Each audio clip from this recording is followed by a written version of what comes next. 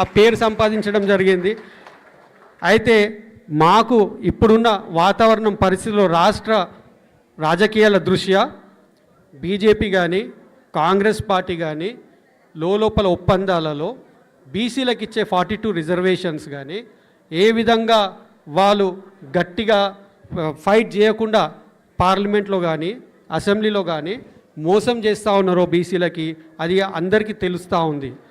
ఏదైనా కానీ రాష్ట్రం అభివృద్ధి కావాలన్నా మన తెలంగాణ ఉనికి తెలంగాణ అస్తిత్వం ఆలోచనలో ఇప్పుడు పడే పరిస్థితి వచ్చింది. మరి తెలంగాణ అస్తిత్వానికి మన ఉనికి మనం తెచ్చుకోవాలన్నా బీఆర్ఎస్ పార్టీతోనే అది సాధ్యం. మనకు పార్లమెంట్లో ఏ ఒక్క ఎంపీ బీజేపీ ఎంపీ కానీ కాంగ్రెస్ ఎంపీ కానీ తెలంగాణ ప్రయోజనాల గురించి మాట్లాడిన పరిస్థితి దాఖలాలు లేవు ఇన్ని రోజుల్లో. కేవలం ఒకప్పుడు కేసీఆర్ గారి నాయకత్వంలో తెలంగాణ నుంచి ఎంపీలు ఎవరైతే బీఆర్ఎస్ పార్టీ నుంచి ఎంపీలు ఉన్నారో గంటలు పడి గంటలు ధర్నాలు చేసి ఎన్నో పథకాలు ఎంతో ఫండ్స్ తీసుకురావడం జరిగింది మన తెలంగాణలో. ఒకప్పుడు మనం తెలంగాణని 2014 ముందు చూస్తే 3 లక్షలకి ఎకరం ఉండేది. ఇప్పుడు 30 లక్షలైనా కానీ ఒక ఎకరం దొరకలేని పరిస్థితి. అంటే అంత ఉన్నత స్థాయిలో మన బీఆర్ఎస్ పార్టీ కేసీఆర్ గారు కేటీఆర్ గారి హయాంలో అంత డెవలప్ అయింది. మీ అందరికి తెలిసిందే. మనకు జరిగిన అభివృద్ధులు కానీ ఏవైనా కానీ కార్యక్రమం ప్రతి ఒక్క కార్యక్రమం చిన్న కార్యక్రమం కాడికేని ఒక్కటి కూడా సంక్షేమం అనేది ఇప్పుడు అంటున్న కాంగ్రెస్ పార్టీ ప్రజాపాలన పార్టీ అంటున్నారు. కానీ బీఆర్ఎస్ పార్టీ ప్రజల దగ్గరికే పాలన అన్నట్టుగా ఒకప్పుడు మనకు అందించింది. ఇప్పుడు మళ్ళీ బీఆర్ఎస్ పార్టీ మళ్ళీ మనం రాష్ట్రంలో తెచ్చుకోవాల్సిన సమయం ఆసన్నమైంది. మళ్ళీ బీఆర్ఎస్ పార్టీ ప్రజల దగ్గరికి పాలన తీసుకుపోవాలన్న సమయం ఆసన్నమైంది.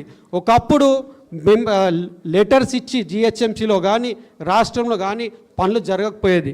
కానీ ఎవరైనా ఇంట్లో ఉండి ఏదైనా బాధ ఉంటే ఒక్క ట్విట్టర్లో ఒక చిన్న టెక్స్ట్ రామన్న గారికి పెడితే ట్విట్టర్ ద్వారానే పరిస్థితులు సాల్వ్ చేసే విధంగా బీఆర్ఎస్ ప్రభుత్వంలో రామన్న గారు ఆ విధంగా ఇట్లా కూడా పరిపాలించవచ్చు అనేది మన తెలంగాణ ప్రజలకు చూపించినారు. వాట్సాప్లో కానీ ట్విట్టర్లో కానీ చిన్న సమస్యలు చెప్పుకోలేని పరిస్థితి సమస్యలు ఇంట్లో కూర్చొని జస్ట్ ఒక టెక్స్ట్ పెడితే కూడా రామన్న గారు ఇమీడియట్గా ఆ రోజే సాల్వ్ చేసే అంత గొప్ప నాయకుడు. ఇట్లాంటి నాయకులు మనకి మళ్ళీ తెలంగాణలో రావాలని చెప్పేసి ఆయన ఆశయాల మేరకు నేను కూడా పని చేయాలని చెప్పేసి నేను కోరుకుంటున్నాను. అదే కాకుండా మన హైదరాబాద్లో మీరు చూసినట్టయితే ఎన్ని డెవలప్మెంట్స్ కార్యక్రమాలు. అయితే రామన్న గారు ప్రతిరోజు ఒక కార్యక్రమాలు తీసుకుంటూ ఉంటారు.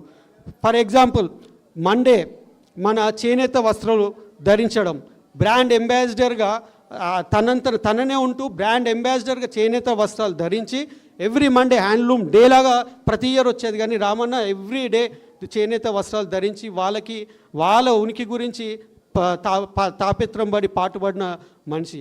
ఎవ్రీ సండే కూడా హాలిడే వస్తే ఇంట్లో కూర్చోకుండా ఇంట్లో కూడా ఉన్న వాళ్ళందరూ కూడా ఇల్లును పరిశుభ్రం చేసుకోవడానికి డ్రై డే నిర్వహించేవాళ్ళు. ఆ డ్రై డే మేము అందరం కూడా షేక్పేటలో కూడా చేసేవాళ్ళం మొత్తం. అయితే అదే కాకుండా మీరు చూసినారు టీ హబ్ కానీ టీ వర్క్స్ కానీ రోప్ బ్రిడ్జ్ కానీ ఇక్కడ ఉన్న హైదరాబాద్లో కంప్లీట్ ఐటీ సెక్టార్ కానీ A to Z రామన్న ప్రపంచంలో ఐటీ మినిస్టర్ ఇండియాలో ఎవరు అంటే తెలంగాణ రామన్న అని అంటారు. కానీ దేశంలో ఉన్న ఐటీ మినిస్టర్ ఎవరు గుర్తుపట్టరు.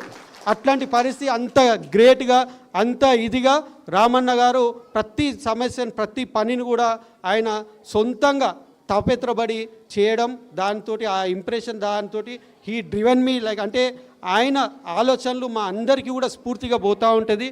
ముందు కూడా మేము ఖచ్చితంగా రామన్న గారి ఆశయాల మేరకు ఆయన అడుగుజాడల్లో నడుస్తూ ఖచ్చితంగా మళ్ళీ కూడా తెలంగాణలో బీఆర్ఎస్ ప్రభుత్వం తీసుకురావాలని కృషితో మనందరం కష్టపడితే ఖచ్చితంగా అయితే కృషితో మనం పనిచేద్దాం. ఈ అవకాశం ఇచ్చిన పెద్దలందరికీ కూడా పేరున మరి జూబ్లీ హిల్స్లో ఈరోజు మీకు తెలిసిందే మనకి మాగంటి గోపీనాథ్ గారు, నేను దగ్గరుండి చూసినాను. ఆయన సరిగా తినేవాళ్ళు కూడా కాదు టైంకి. నేను దగ్గరుండి చాలాసార్లు చూసిన టైంకి తినేవాళ్ళు కాదు. సమస్యల మీద నిరంతరం నిద్ర కూడా సరిగా పోయేవాళ్ళు కాదు. ఆయన సేవ చేసుకుంటూ ఆయన ఆరోగ్యం క్షీణించి ఈరోజు మన మధ్యలో లేకుండా వెళ్ళినారు. వాళ్ళ కుటుంబాన్ని ఎప్పుడు కూడా మంచిగా హ్యాపీగా వాళ్ళ పిల్లల్ని కానీ భార్య పిల్లల్ని కానీ సంతోషంగా ఉంచుకోవాలనే తాపత్రపడేవాళ్ళు.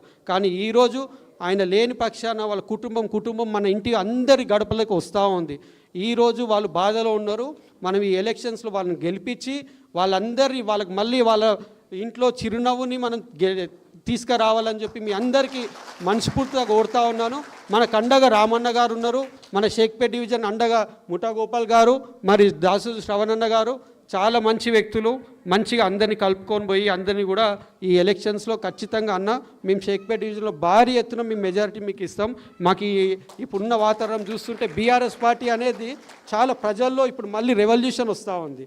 ఉద్యమం టైంలో ఉన్న రెవల్యూషన్ ఇప్పుడు వస్తుంది. కేవలం అది కూడా ఇప్పుడు కాంగ్రెస్ పార్టీ బీజేపీ పార్టీ చేస్తున్న అరాచకాలు మీరు అందరికీ తెలిసిందే. ఈ సందర్భంగా మీ అందరికీ తెలియజేయడం ఒకటే, మీరు ఇక్కడ వచ్చినారు ఓకే ప్రోగ్రాం జరిగింది, కానీ ఇంటికి వెళ్ళిన తర్వాత ఒక్కొక్కరు మీరే క్యాంపెయినింగ్ చేసుకోవాలి. ఇంటింటికి వెళ్ళి మన అభ్యర్థి సమయం ఉన్నప్పుడు వస్తారు, కానీ ఖచ్చితంగా మన ఇంటింటికి వెళ్ళి ప్రతి ఇంటి చుట్టుపక్కన కూడా మన సంక్షేమ పథకాలు కానీ మనం ఏం డెవలప్మెంట్ చేసినామో కానీ అవన్నీ కూడా మీరు చెప్పి ఖచ్చితంగా ఈసారి బీఆర్ఎస్ పార్టీని మన జూబ్లీ హిల్స్ గడ్డ మీద గెలిపించాలని మేము ప్రార్థిస్తున్నాను. జై కేసీఆర్, జై కేటీఆర్, జై